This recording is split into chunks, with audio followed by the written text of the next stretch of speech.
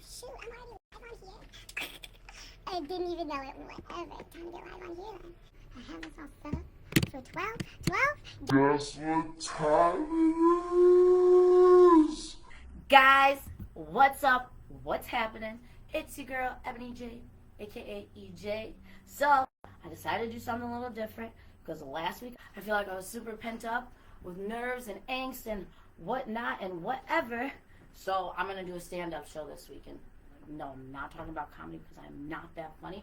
But I mean, I'm going to stand up because I got to get rid of some of this energy. And I feel like if I'm standing up and moving around, it'll be a little better. So, guys, this is the intro for the radio show 2.0. Hope you love it. Now, I say, what have we here? At Bang Ebo Bang. Ebony Jade, it's about time you woke. Rise, champion. All this nonsense and lollygagging, dilly-dallying. There's enough of that now. It's EJ. So fast. Get on. I'm a peacock. You gotta let me fly. Bliss and unstoppable. Ooh, that's spicy. It's the radio show. Ebony Jade. It's the radio show 2.0. I'm a damsel. I'm in distress. I can handle this. Have a nice day. I'm just perusing all the reasons why. And there's a plethora of those. Mother, it's time for the radio show. Oh my god, oh my god, oh my god. Did you hear? That'll Ebony Jade. She's as cool as a cricket in the sun. It's the radio show. So, what's happening, guys? It's your girl, Ebony Jade, aka EJ. Back at it with the good stuff. You know who I'm talking about. That's your girl, Bang Ebo Bang.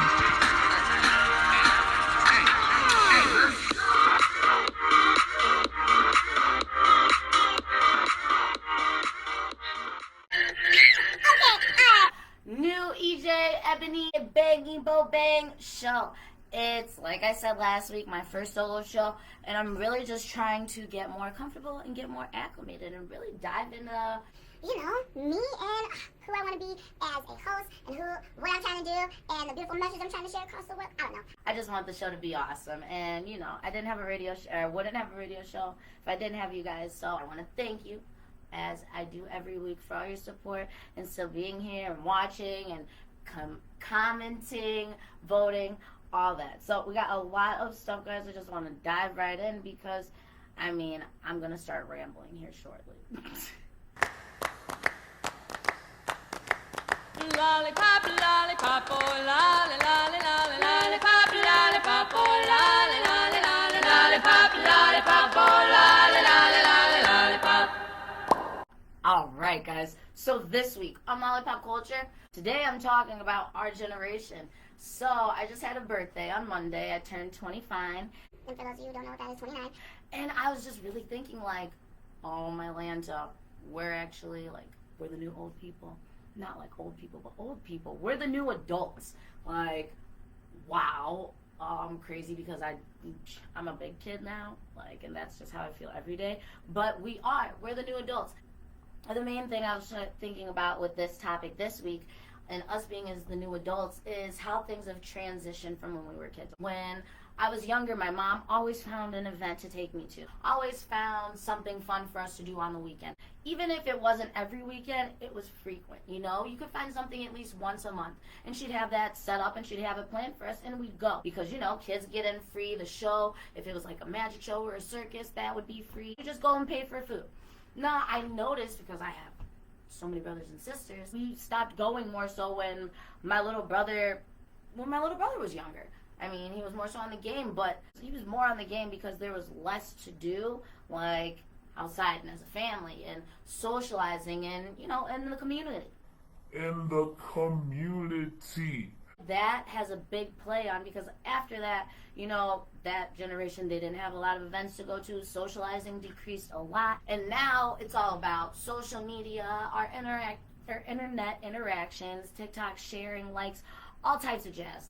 And people don't know how to socialize face to face. Nowadays, anxiety is at a super high rate. Being in social situations does do a lot to people because we're not used to those social situations. So for us being the new adults, what I'm trying to get at is that we all have resources, you know, and some of us are business owners, some of us aren't, but some of us know people that are, or know people that can contribute. Since we're the new adults, and it's our job to help the little people and help the little kids and really have those events. Because a lot of people nowadays, all my friends have kids. You know what I mean? All the people I associate with have kids. And I think it would be good to have more free events that we would be able to take those kids to.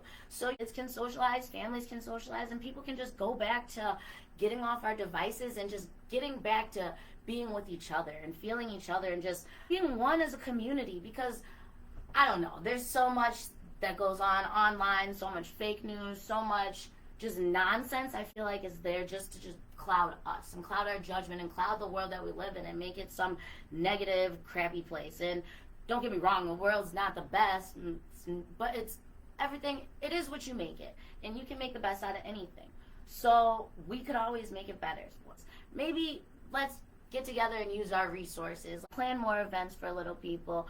Plan more events for a child fundraiser, something like that. And then, you know, free entry, free shows, and it's like $1 hot dogs, $1 hamburgers. That stuff is cheap and it's fun. The main goal is do what we can do and making this world better and inhabitable. And I mean, why not make it fun? Like, let's bring socializing back. Let's get these 8-year-olds off cell phones and back outside knocking on each other's doors. That's just, I don't know. It's a goal. Hey guys! Oh, it's good to have you! It's something I look forward to, you know, coming together. And that's all my show's about.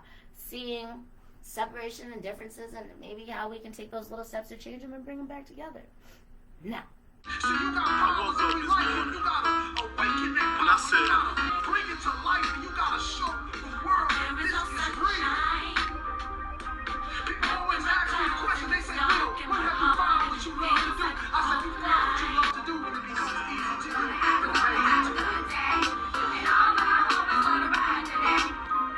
See, I hope you're listening to me today because I'm giving you my heart. I'm giving you my soul. I'm giving you what they call real motivation. Great and Getting Better, that's my segment where we just check in, mental health check-in, a tip from E to you. Man, my mental health check-in. How you guys doing? I was not gonna lie, it was quite the week for me. You know, whoo, that's what the week gave me. But it is what it is. Because you know it's a trying week when instead of doing my radio show, I want to sit somewhere and like cry in a corner. But I needed a lot more things to make me smile, to make me happy this week. Because, as I said a gajillion times already, it was a trying week. But there were a lot of positives. This week, my tip for you guys is there's a lot of ups and downs. Just ride the waves. Because with all the negatives of the week, there were so many goods. I got to see so many people I haven't seen in a long time.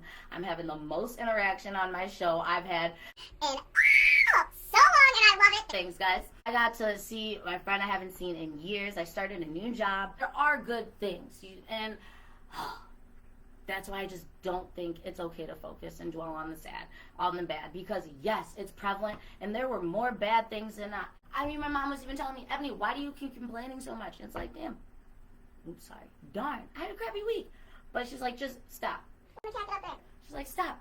Go to the gym. And I didn't want to go because I hated going to play basketball. I hate basketball. I went to the gym. This was the first time in my life I've ever made 5 baskets in a row. And they were not layups, guys. They were like actual, like back and made a shot.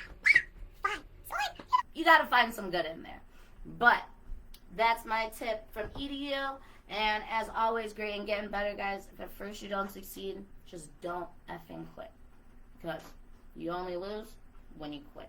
This is another great tip for great and getting better. It's like you want to win the battle with your mind. It's you versus you. And you want to be on your 100%. On your team 100%, and I totally agree. The outside world is always so much chaos, but you are your only competition, and if you do better than you did last time, you know, personal, what is it, PR, personal record, personal bests, I don't know, you just want to top yourself every time. As long as you do better than you did last time, you can't lose, because what the heck, you're doing better. Now.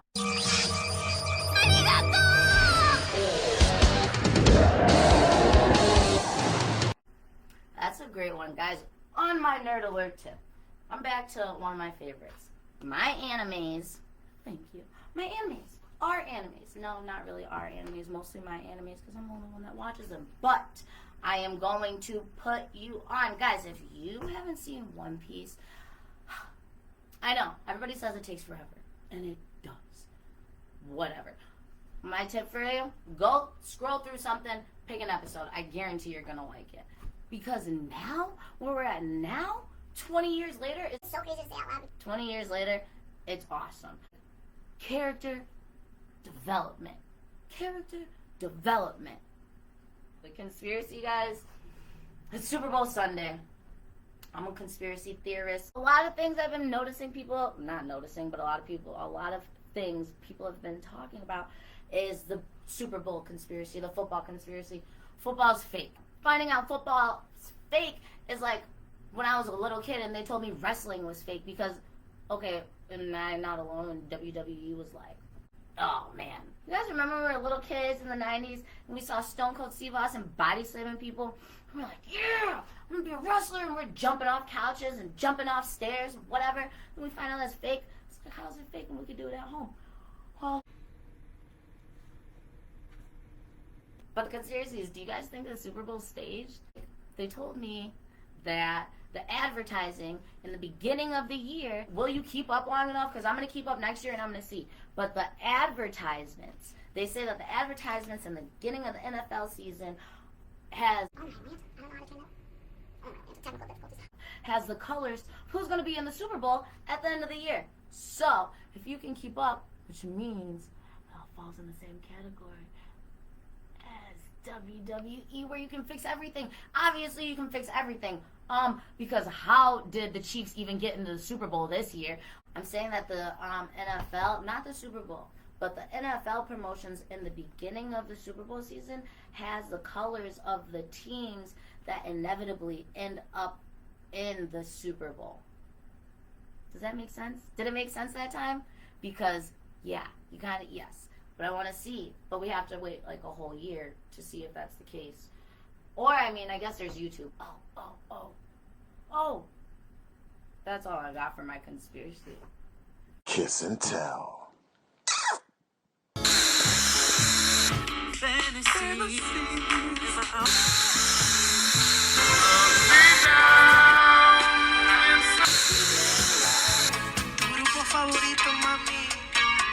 After dark.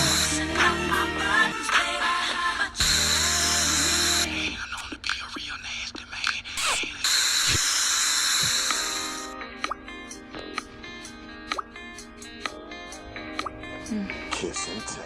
Got the flash off. Alright, so, and I found the ticket. And I found my little note cards because I couldn't hold a notebook walking around here. It's easier. Discard, discard. Anyways, I do. Soon, I have to get some money for that, but I do plan on making t-shirts and hoodies. My old co-host made us some masks, but, you know, sometimes things fall apart, so I gotta put it back together. I'm gonna make some merch, and if you buy one, I'd love it. Rep the radio show. Back to it. Sorry. I get distracted and ramble, guys. Back to it, Ebony. Back to it. Okay. This week for Kiss and Tell, I did my poll. Are you more of a second chances type of person, or are you more of a one and done type of person? Little old me and technology. We always have our little battles and duels. It didn't work when I tried to post it on Facebook the first time and uploaded a black screen. The second time, apparently, people weren't able to vote. So I only have polls from Instagram. But the results were great because, again, they were more than last week, which I appreciate your guys' contribution. Thank you for voting. It was 64% said they are one and doneers. They're out of there. And then 64 and 36% said that they were second chancers. Unfortunately, I'm one of the fools. I fall into the second chance. And I'm not going to call you guys fools because I do believe in second chances. But I will say personally that second chances are probably the biggest part or one of my biggest character flaws, just because I am known to give the wrong people second chances, not only in relationships, but in life and work, family, whatever it may be. Because I do see the benefit of, I do see the benefit of the doubt. I want to give people the benefit of the doubt all the time. I always see people's potential and I believe they're best. I do believe that people can be better. I do believe that.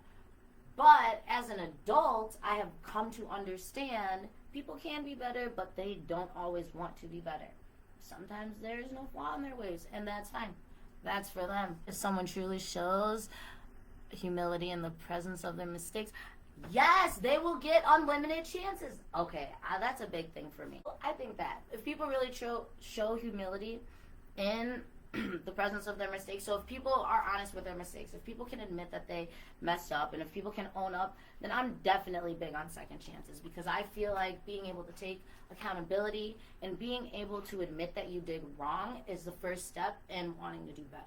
I think a lot of people are able to make those conscious decisions, but that is why I say I have a hard time giving out too many second chances, because people don't always want to show their humility. I oftentimes find myself pulling that humility out of them, letting them know, hey, if you would have just been honest, it would have been fine, you know? And I feel like a lot of people sometimes fall into those situations and categories as women, because I can't speak for men, I'm not a man, but as women, I know that a lot of us, we care about the men that we're with, otherwise we wouldn't be with them. So of course we want the best for them, and we want them to be better. But what we have to understand is we might not be the woman that they're going to be better for. There's this thing I always see everywhere. It says, what keeps a man? Nothing. Like, nothing keeps a man but a man that wants to be kept. But the same thing on the other hand, what keeps a woman? Nothing but a woman that wants to be kept. So it's like, I don't know. What was I saying? I just fell apart. So yeah, the second chances. When people show you their true colors and show you who they are at the time, that they're not ready for that type of relationship, a serious relationship, or they say they're ready for a serious relationship and their actions are more so moving towards the player side of things or the independent single side of things, then you see through their actions that their words don't really match up. And that's kind of where my problem comes in, because I would have been like, hey, if you would have been honest and you would have told me what it was from the jump, things could have turned out. Because you never know. If sometimes you find great people through those little just talking phases, or just, oh, I don't want to talk, I just want to, like, friends with benefits or whatever that is. Sometimes you find, like, lifelong lovers through that. I don't know. I couldn't tell you, but it happens. And that's what I'm saying. When people are honest, honesty breeds, it plants good fruits. So when people are honest, you're able to see someone's true colors and see, hey, are you honest? Do you want to change? You want to do different? Or do you honestly not? And even if people aren't honest, it speaks more. Actions speak louder than words. And again, personally, that's been a big thing. Finding out things from people's actions hurt me more. People always say things, but I've noticed that I can prevent myself from from letting that happen, just because I can keep myself out of those situations. Usually those times when I'm hurt more, or I'm really upset, or I'm like super feisty, is because I'm in a situation I shouldn't be in. Say I was talking to someone and we stopped talking just because I know how they want to be, and I let them come over because I thought things were going to be different. Silly old me. You know, silly rabbit, tricks are for kids. You knew better.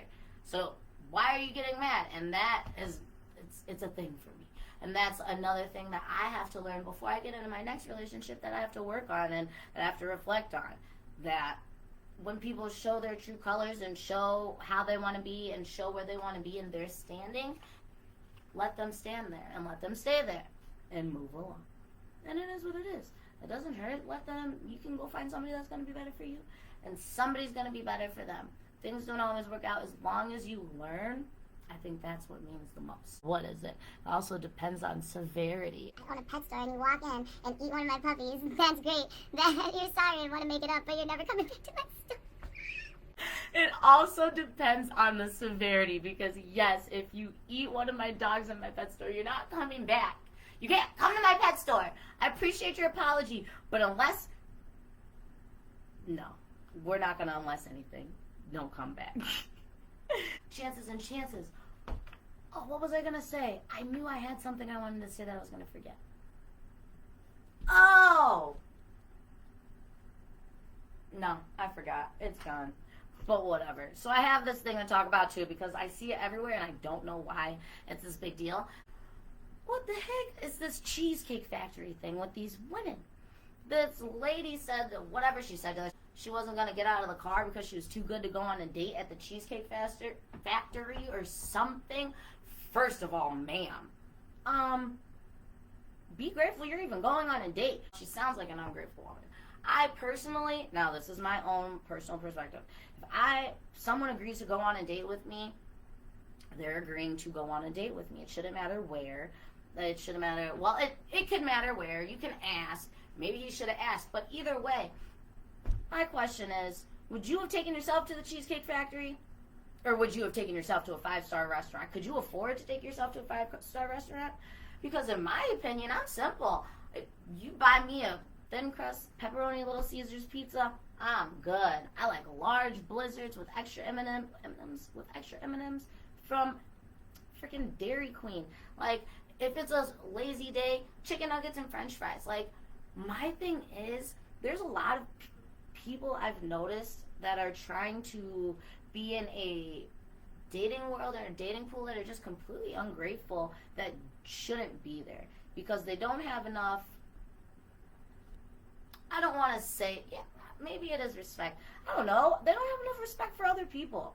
Because, hey, if you didn't want to go to a date in the Cheesecake Factory, you could have sat there and discussed, oh, so what made you want to come bring me to the Cheesecake Factory? Like, I don't know what it is about people nowadays and being overtly rude. And it, like, kind of rubs me the wrong way because you don't have to do that. Like, honestly, next time, just be like, oh, I don't feel good. Or sit and fake it. But seriously, because I saw that video and that was like disgusting. And it made me as a woman feel embarrassed because a lot of women carry themselves like this nowadays. I was taught by a man that was very close to me, if you can't pay for the date 2 times, don't go. So if personally, I'm not going to the Cheesecake Factory. Sorry, right now, I got my bills paid. I can't pay for, if I want to go out on a date, that means I should be able to pay for my meal, your meal, right? But if I can't pay for that 2 times over, I have no business going out. Things like that. So it's just a matter of maybe right time, wrong time. Maybe it's respect. Maybe it's just people holding themselves at a high regard that are just entitled. I really think it's an entitlement because there's this big entitlement with 2024 and I don't know what it is and it definitely rubs me the wrong way and I hope somehow we can shake it before the next year's because it's got to go. Nobody deserves anything. Nobody's owed anything by anyone. A gift is a gift, and if you don't want it, you can kindly decline. If you're going to be a person that is rude about where you're going to go on a first date with somebody, drive your own car so you can leave, or let them know when they give you the directions that you're not going to be able to make it. Common decency. Basic human decency isn't a hard thing. So if you guys are in the dating world, in the love world, in the hookup world, just be honest and communicate, and treat people with respect. Because I feel like things, simple little things like that could make really big changes. On that note, sliding into my new segment. The key to separation is finding indifference in our difference and building towards solutions. Because together, we are one. Together, there's nothing we can't do. And together, we can't be stopped.